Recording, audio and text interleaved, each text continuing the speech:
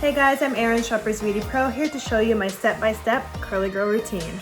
Let's get started. First, we're going in with our hydrating hair mask, applying it generously from root to tip. We're gonna let this product sit for 20 minutes. We'll go rinse it out and then come back for styling. Next, we're going in with our Mixed Chicks leave-in conditioner and our Quo Detangling brush and making sure that all the hair is evenly distributed with product. Next, we're going in with our Marc Anthony Strictly Curls Mousse to help define our curls. Next, we're gonna go with our Conair brushless dryer and our diffuser attachment head to help give our curls definition without the frizz.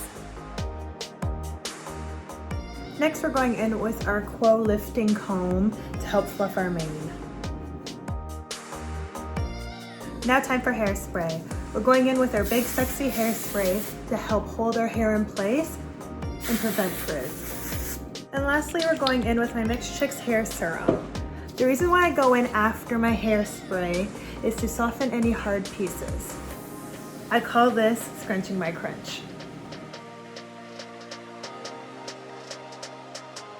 And lastly, I went in with my Quo Snap Clips to make my look pop.